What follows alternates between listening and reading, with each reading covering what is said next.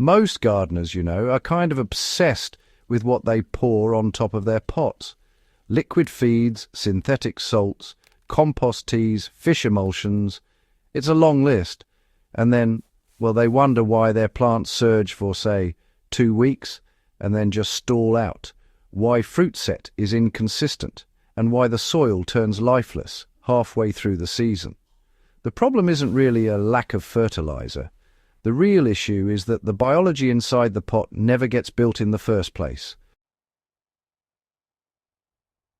If you're serious about growing food in containers, raised beds, or even hybrid hydro systems, you should probably subscribe now, because this channel is all about building systems that outperform products. What I'm about to show you, honestly, it consistently outperforms bottled fertilizer because it changes how the pot functions internally. The internal composting hack for pots is, simple in concept but really powerful in execution. Instead of feeding from the top and just hoping nutrients move downward, you actually create a controlled composting core inside the container that slowly processes organic matter in place. You're not fertilizing the soil. You're turning the entire pot into a micro-compost reactor. Here's where most people go wrong with containers.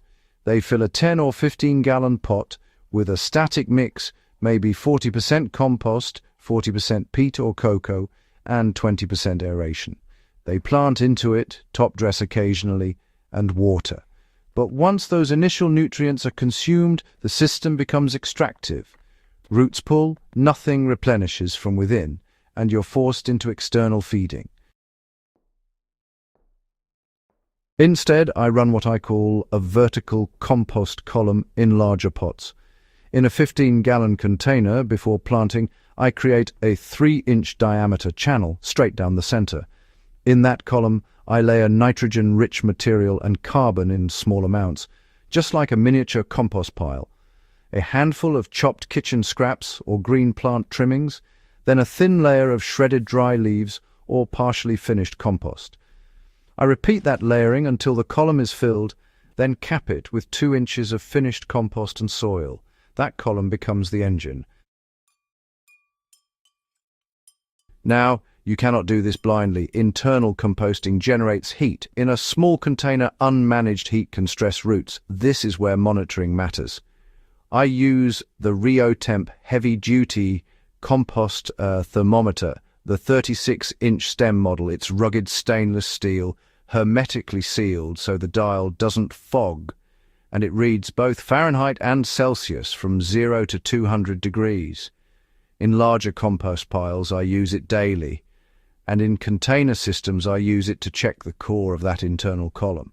If you're building compost reactors inside pots, temperature is not optional information. The link is in the description if you want to use the same tool. It's not cheap, but neither is rebuilding a failed crop.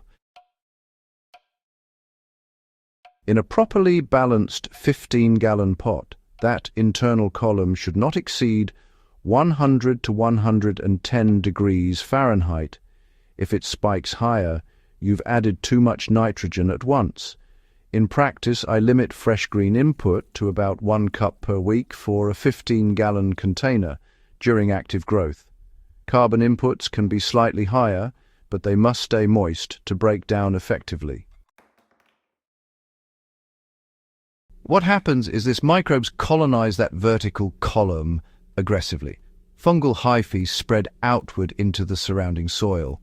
As the material decomposes, nutrients are released slowly and radially into the root zone. Roots naturally grow toward the nutrient gradient. Instead of spoon-feeding from the surface, you're creating an internal nutrient reservoir that activates over time. In raised beds, I scale this concept horizontally. In a 4 by 8 foot bed, I'll bury multiple compost pockets about 12 inches apart, each about 4 inches wide and 10 inches deep. Same principle, controlled inputs, monitored temperature. The difference is that in beds, soil mass buffers heat more effectively, so you have more margin for error. Now let's address the obvious concern. Doesn't burying scraps attract pests? It will if you do it carelessly.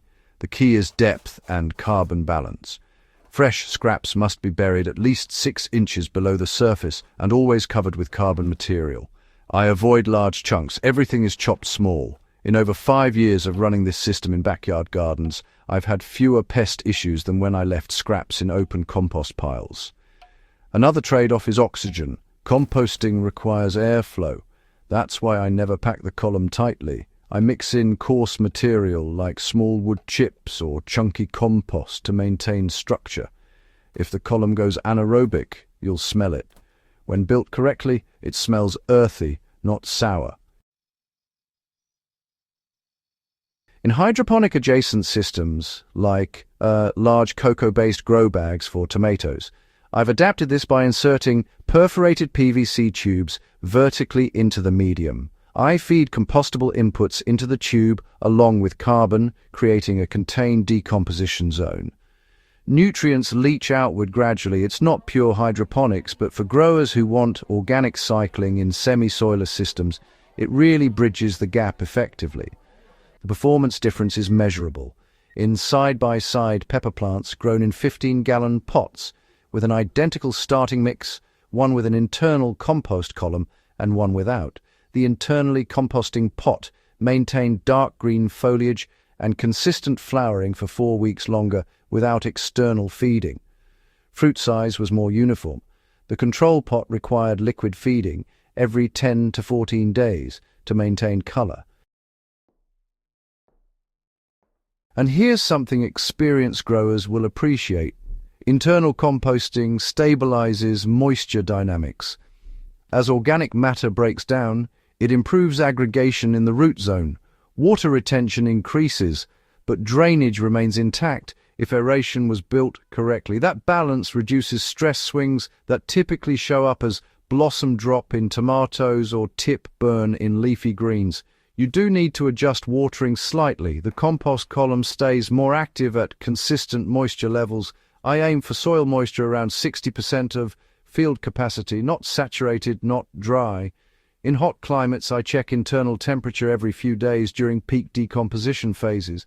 Again, this is where a long stem thermometer matters. A short probe won't reach the active zone in larger pots. The 36-inch stem on the Rio Temp model easily penetrates deep beds and large containers, and the large 3-inch dial makes it readable without squinting in bright light. Let's correct another common misconception. This method is not about dumping massive amounts of waste into pots. It's about controlled, incremental feeding of the soil food web. Overloading the column will create heat spikes and nitrogen surges that can burn roots. The advantage over synthetic fertilizer is stability. You're building a living nutrient pipeline, not forcing rapid uptake. For smaller backyard setups, even 7-gallon pots can benefit from a scaled-down version. In that case, I reduce the column to 2 inches in diameter and limit fresh inputs to half a cup at a time. Observation matters. If plant growth is already aggressive and foliage is deep green, hold off. If growth slows and leaf color lightens slightly, that's the time to recharge the column. What I like most about this system is resilience. If you miss a week of attention, the pot doesn't crash. The internal biology keeps working. Compare that to liquid feeding schedules, where missing 2 applications can set a crop back significantly. This is not flashy gardening, it's systems thinking. It's understanding that a container can function like a miniature ecosystem instead of a nutrient sponge. When you internalize composting, you reduce dependency on external inputs and increase biological consistency. If you're committed to growing better food and not just bigger plants for a short burst, this approach will change how you build containers. Try it in one pot this season and compare it directly against your standard method. Measure growth, yield, and soil texture at the end. If this kind of practical, field-tested strategy helps you refine your system, subscribe to the channel and share this video with another serious grower. The more we understand how to build living soil inside every container, the less we rely on quick fixes and the more consistent our harvests become.